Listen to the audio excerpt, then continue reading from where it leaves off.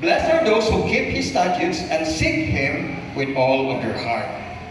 Now, the word blessed, I'm asking this to several people and they would say, what is blessed?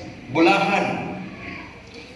Kan ako nung may blessing, gikan sa Ginoo, maybe na sila i-promote sila sa ilang trabaho or maybe na sila nindot na naitabo sila kinabuhi. Well, that's true. But actually, if you look at the scriptures, the word blessed means happy. So dili siya religious word. The word blessed means happy. And it's not just happy, but it's really the superlatively happy.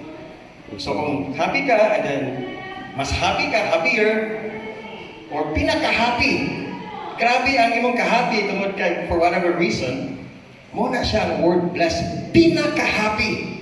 Superlatively happy. So what this scripture actually says is, you are so happy, you're gonna be superlatively happy if your ways are blameless. Ingana ka ka-happy. Grabe ka imong joy, imong happiness is overflowing when you walk according to the law of the Lord. Happy kayo ka if you keep His statutes. O kung imong pangitaon ang Ginoo with all of your heart. Amen. Amen? Pero kung half-hearted lang, karon i-invite, dili gid yun, pinugos, dili ka happy. Ay, pag di na lang mo kaskas kasi mo oras. Pero if you're really searching with all of your heart, imo yung ihatag tanan, imo yung ipangita ang Ginoo, happy ka. Happiness is not the goal of one who seeks God, but a byproduct. Ang kita, nangita tayong happiness.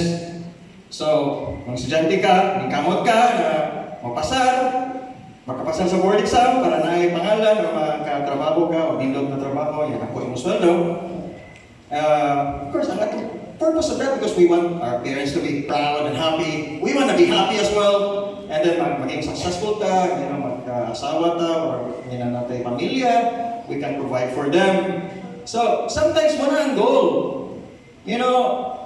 Muna ang goal sa mga tao, they just want to be happy, but actually, you would never be happy kung muna yung goal. Because happiness is not the goal. Because happiness is the byproduct. Byproduct when you seek God with all of your heart. So, many people tried happiness to the point na nalulung sa issue. Happy sila for a moment, but ilang happiness is very shallow. And then, until such time, they got trapped. And they became imprisoned by their vices and they cannot get out. Where's the happiness there? They're depressed. They're unhappy. They're lonely. They're alone. They feel guilty. They feel dirty.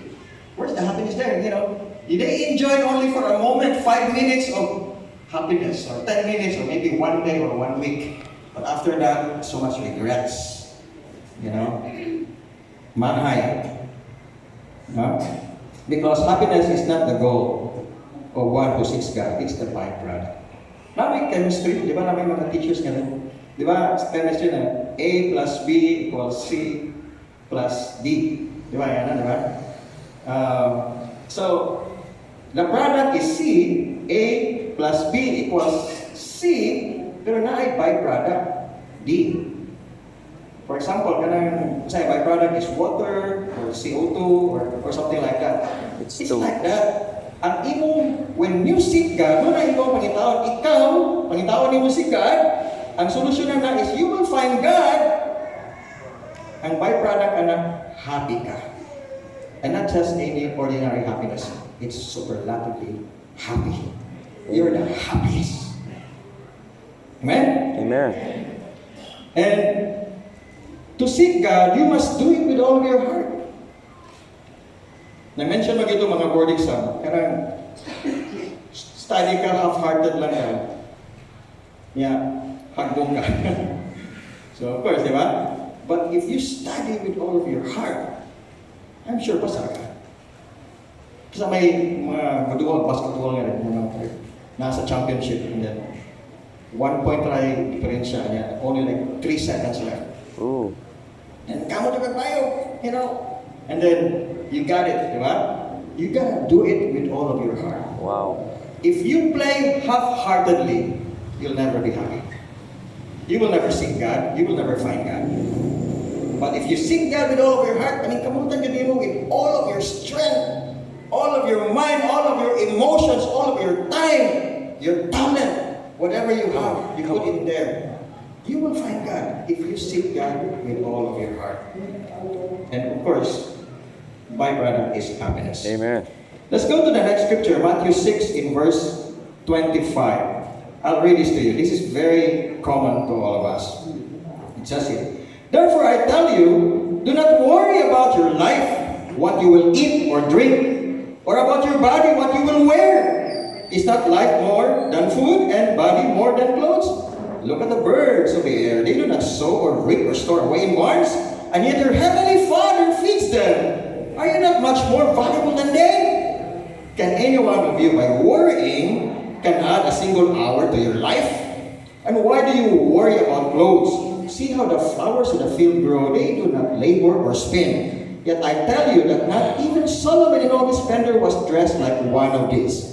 If that is how God clothes the grass of the fields, which is here today and tomorrow is thrown into the fire, will He not much more clothe you? You of little faith. So do not worry, saying, what shall we eat? What shall we drink? What shall we wear? For the pagans run after all these things, and your heavenly Father knows that you need them. But seek first His kingdom and His righteousness, and all these things will be given to you as well.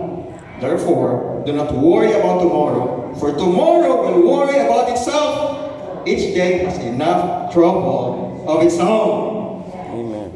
It's a powerful, message. This is Jesus speaking. He said, "Do not worry." Because if you continue to worry, that will not add a single hour of your life. Pila man sa ato kasi mag-worry ta, kay wala tayo kwarta. Mag-worry ta sa tuition sa atong mga anak. Mag-worry ta sa future nila. Mag-worry ta sa what if masakit ta. What ay savings. Mag-worry ta sa atong balero nun. Kaya naka-amortize ang balay o naka-amortize ang sakyanan. Dahil kita worry, and because of the worry, you're paralyzed. You're not able to do anything. Magkuba pa inyong marriage. Kaya magsikat yaw-yaw. Di ba? So worrying will not help anything. It will not add a single hour of your life. So better for you, when you start to worry, you pray to God. Because God knows what you need. Amen? God knows what you need. Only pagans go after those things. Only pagans worry. So if you worry, you're like a pagan. You know what's a pagan? They don't know God. They worship other gods. They worship images. They worship other things. That's what pagans are. They don't know God. So if you worry, that's not being godly. That's not having faith in God. Amen? Amen. God knows your needs. You are important to Him. Look at the birds. Masa may ilang ikaw, nagplano ba na sila? So what can be our breakfast tomorrow? What can be our dinner tomorrow? No, God just provide for them. And the same way, you are more valuable than the birds. Amen? Amen. So that's why He said, seek first His kingdom and His righteousness, and all these things will be given to you as well. So what does it mean? Seek first His kingdom. Seek first the rule of God in your life. Seek first the plan of God.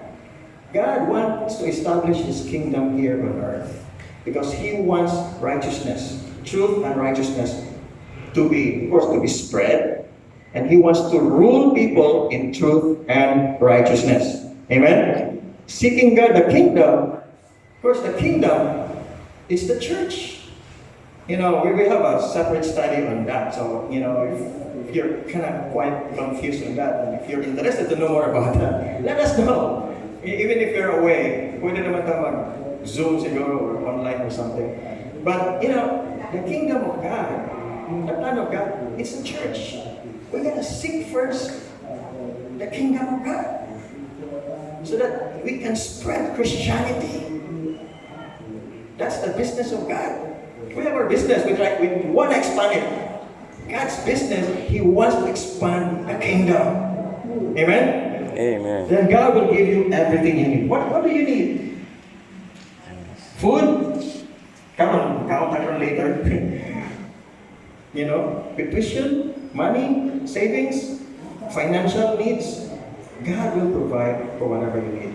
If your mind is all about spreading, seeking the kingdom, about advancing the kingdom. Amen?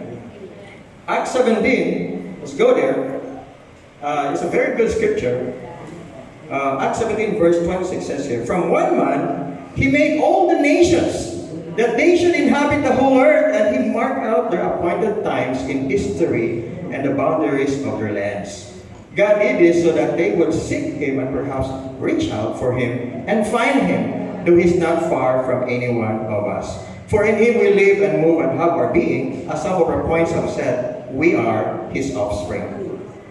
You know, what I see in this scripture, and hopefully you see it here, that God determined the times and the places where each one lived. So you're born here in Silago? Or na-transfer ka nga rin because maybe naminyo mo ka o taga Silago? Or maybe nag-eskwela ka nga rin, or maybe na-transfer ka rin mo sa trabaho. For whatever reason, that is God's plan. He determined the times and the place where each one lived. It's not a coincidence that I was born in Cebu. Not a coincidence like wherever you work, or wherever you're working right now. Because His purpose is so that you may know Him. So it's not a coincidence, we're all here. Now you get to hear this message, you get to know us, or get to know, to have this time together, to enjoy this time together, so that this might push you somehow to try to get to know God deeper and understand Him. Amen? He does this so men will seek Him, reach out for Him, and find Him. For some of us, it's not that easy. Sometimes, ipaagi aksidente, ipaagi of broken heart situation, ipaagi of bad situations, para lang mapukaw ta, para lang makamata ta, para lang makahuna-huna ta. Now we need to go back to God. We need to be with Him. We need to seek Him. We need to fulfill His plans. Because God is looking, searching for whoever He can use. Amen? Amen. Because He's not far from us. He's not far from you. He's not far from me.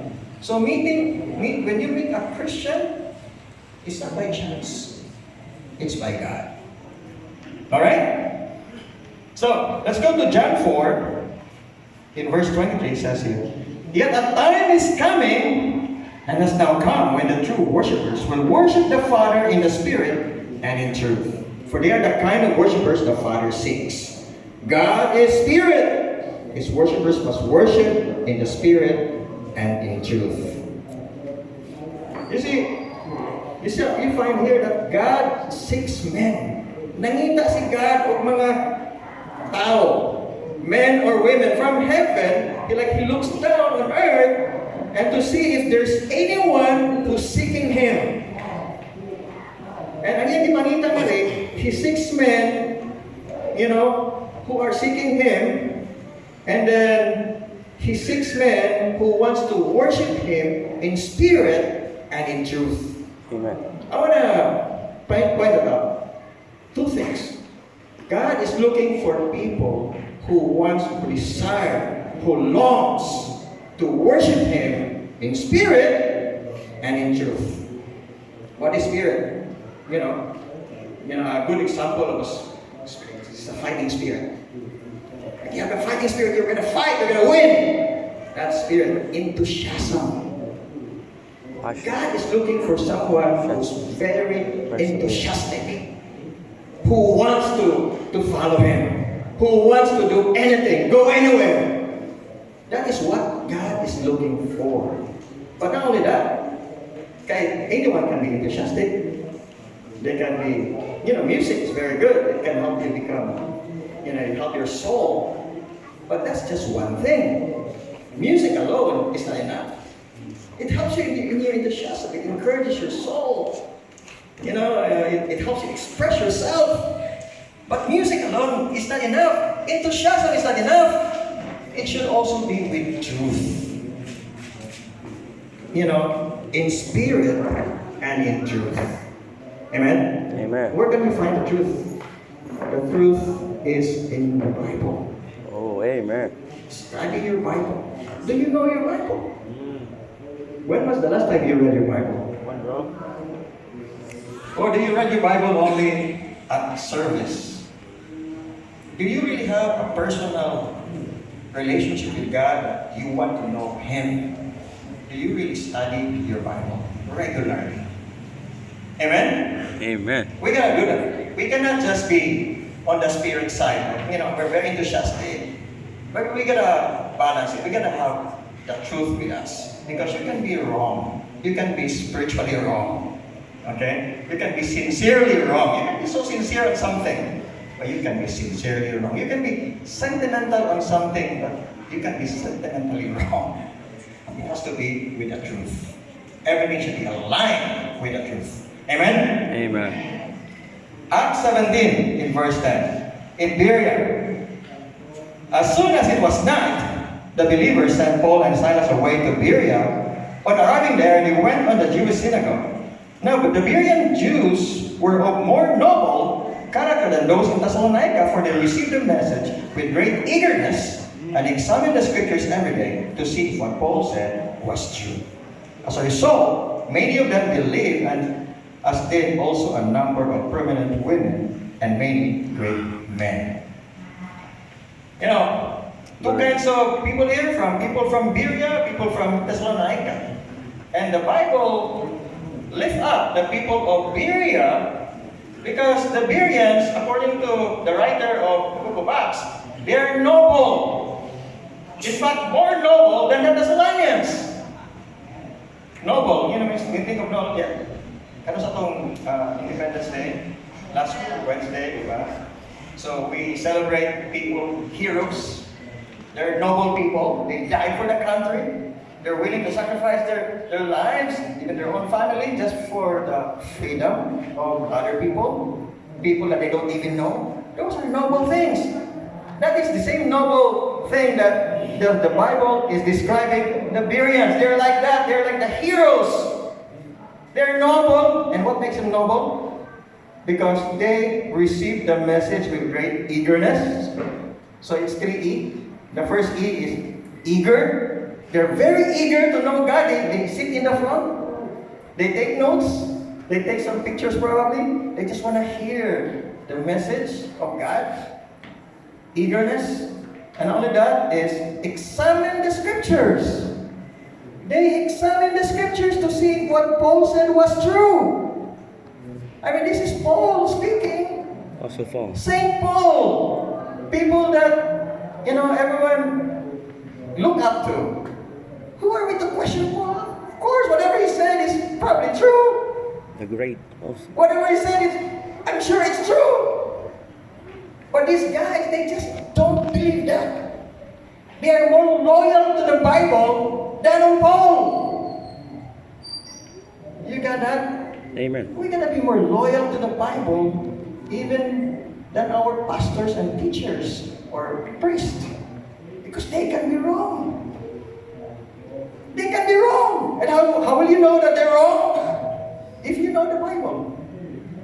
If you don't know the Bible, then you would never know that they're wrong. But these people, these Bereans, they know the Bible, and then of course they heard Paul, and they compare it with the scriptures, and then, oh yeah, Paul was right. Yeah, I gotta do this. You see that conviction there? They just don't listen to religious leaders. They have their own convictions. Amen. Do you have that convictions? So when you get persecuted, you stand by your conviction. Appreciate the sharing earlier. She got persecuted by her own family. That's tough. That's hard. But she stood up, and you stand up for God, and that's really awesome. Amen. Read and study the Bible for your own convictions. every day have a plan. Like we have this 1 year plan. So we read certain scriptures every single day. By the start of January 1 until December 31, it's like we finish the whole Bible for that year. And then the next year again, we do the same. So it's better like that. We make programs, we make accountability. It's a business bitaw. Pila akong sales karon? How much sales we have today? We have accountability in business because we make sure that we have profit. How much more in our walk with God? We need to have that kind of conviction. We need to put some accountability that other people will help us so that we will get there. Amen? Amen.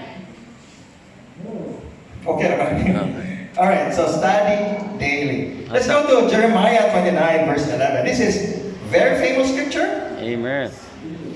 I'm sure you've read this. So it says here, "For I know the plans I have for you, declares the Lord. Plans to prosper you and not to harm you. Plans to give you hope and a future. Then you will call on me and pray to me, and I will listen to you. You will seek me and find me when you seek me with all of your heart.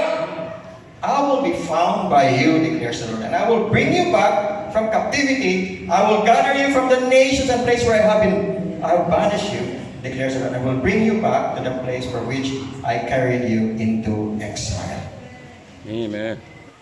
You know, this scripture, give you an idea, this was Jeremiah speaking to the Israelites. They were very stubborn. They said, "No, we will not surrender to the Babylonians. We will not surrender to Nebuchadnezzar." And of course, Jeremiah was preaching, "No, you surrender. Because if you surrender, I'll give you a good life." But they refused. But then, of course, they continued to refuse. And the time came, the Babylonians conquered Israel. Imagine another country conquering us and scattering your families. Maybe some of us will be dead, and some of our kids will be go to a different city where we don't even know their language. That's the kind of situation they were facing at that time. But they refused to believe with Jeremiah. They continue to believe that they can be saved. They can fight against Nebuchadnezzar. But of course, God allowed it. God has to humble them because they were very sinful as well at that time.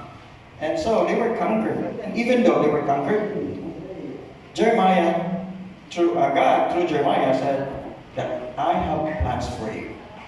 Yes, you will be banished, but I will gather you back.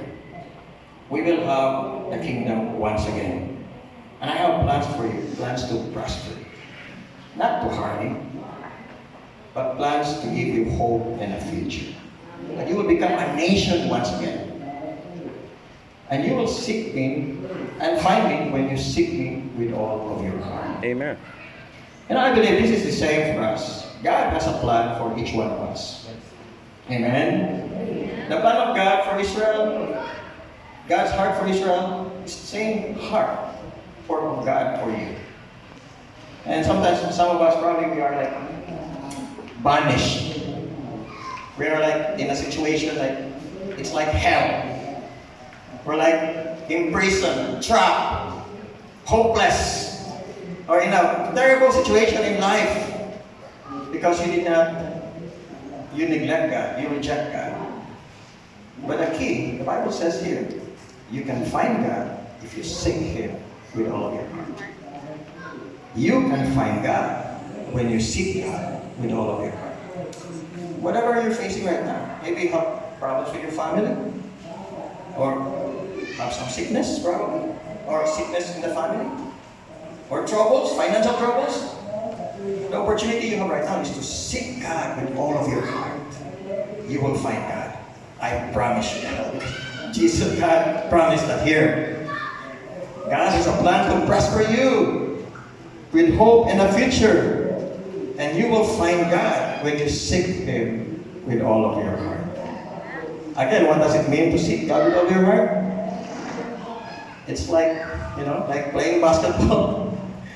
Give everything. Give all your strength. Until mahuman din.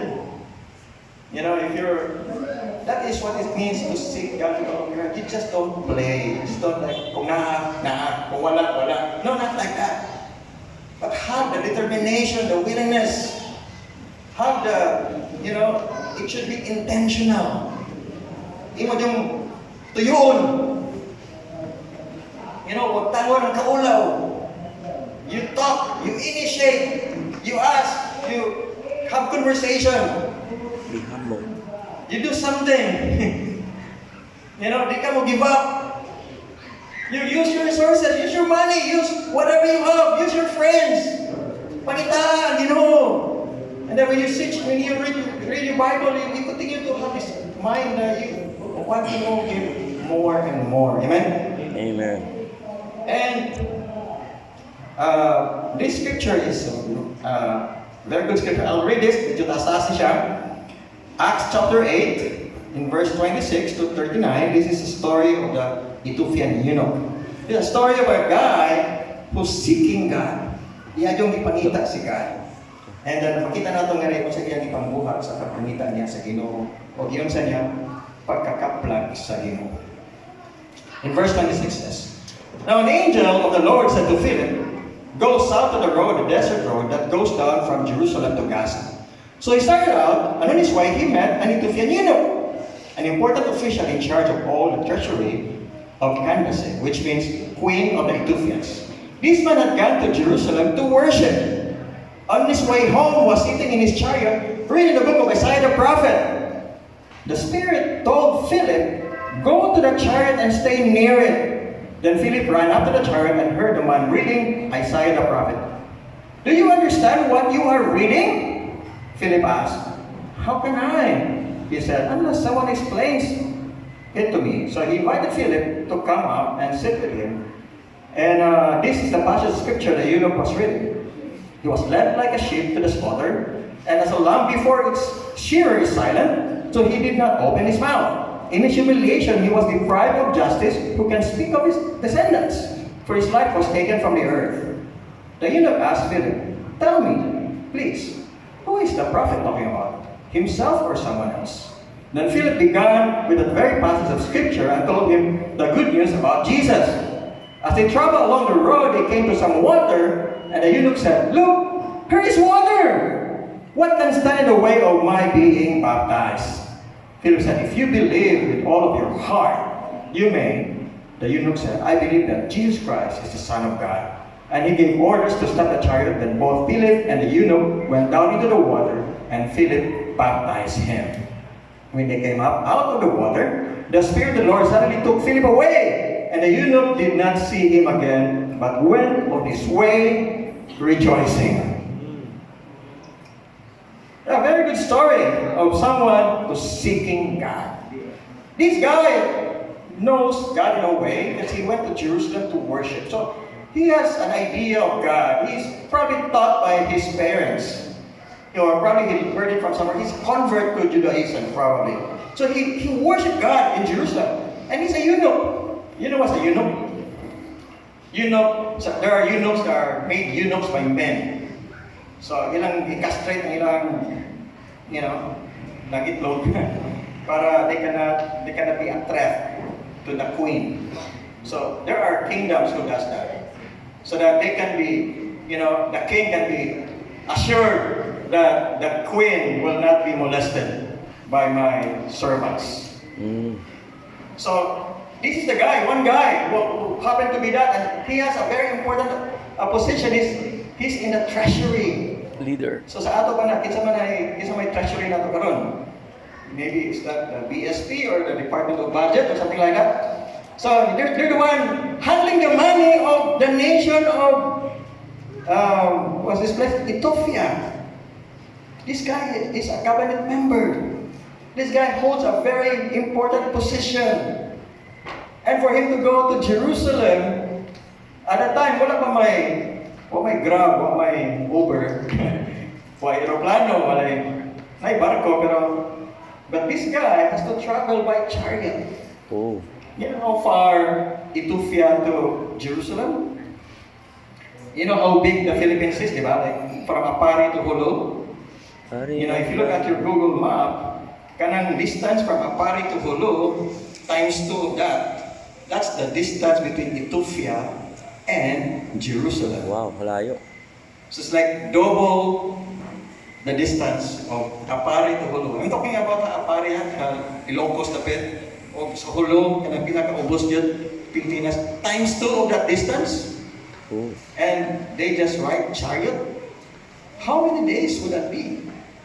According to Google Map, if you ride chariot, it would take you probably like 60 days. And syempre, you can only like travel during the day, not at night, you know, it would be very hard. But like full moon, it would be very hard. Kung why they don't have flashlights. So they only travel during the day, so it would take him 2 months. So how many months would he take a leave from his job just to worship God in Jerusalem? And of course, when he got to Jerusalem, it would take some time. Laka naman na kabog niya, ulit na sa Jadayan. Diba, he would probably spend like 1 month, 2 months, 3 months more, but he can get to really enjoy the time being in Jerusalem. So it's like, imagine that, nag-leave siya more than 6 months. Vacation leave for the purpose of worshiping God in Jerusalem. So nakita ni God that this guy is really open. As I mentioned, like God in heaven, nasa yung alarm clock, alarm system.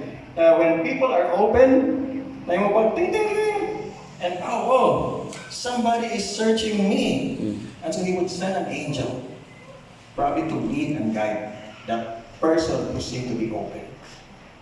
And here, God sent an angel to talk to Philip.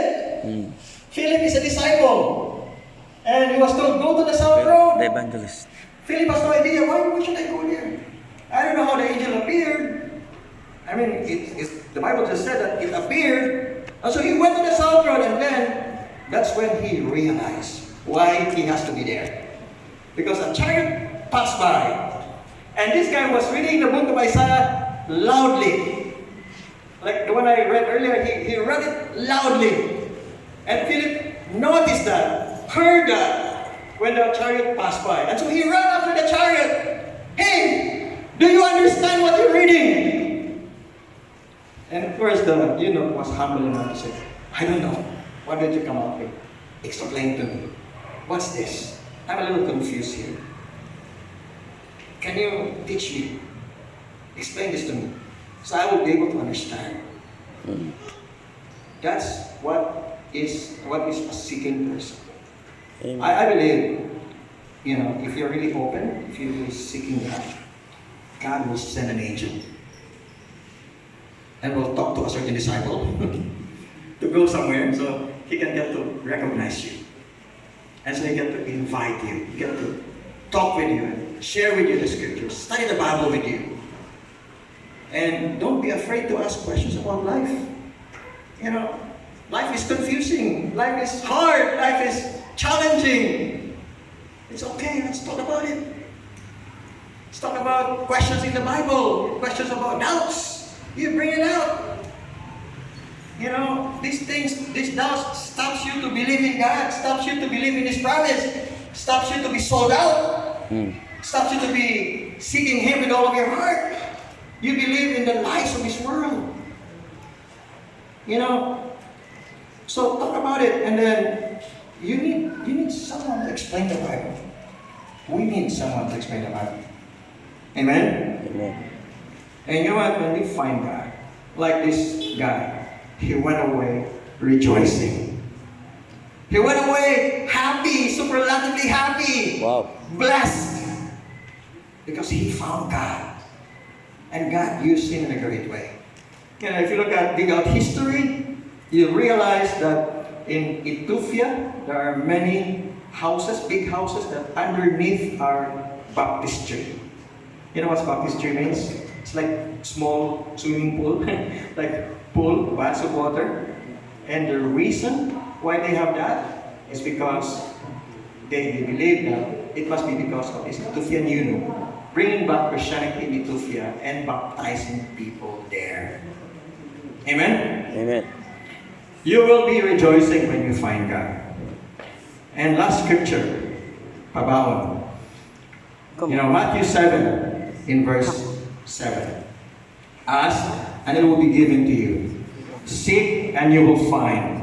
Knock, and the door will be opened to you. For everyone who asks receives, the one who seeks finds, and to the one who knocks, the door will be open. Seek, and God guarantees you will find Him. Amen? Amen. Seek God. Ask. Knock.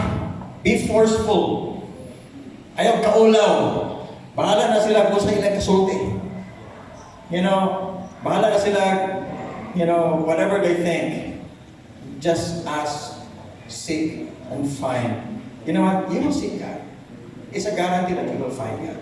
Amen. It's a promise of God. The question is, are you willing to do it? And how are you doing it? Ask God for help.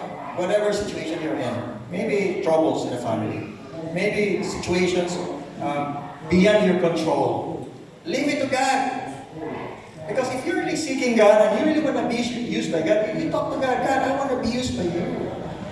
You know, if you've been in life for quite some time and you realize, what is life? What's more important in life is we can serve God. And you know, you have talents, you have skills, you have money, you have resources, you have influence.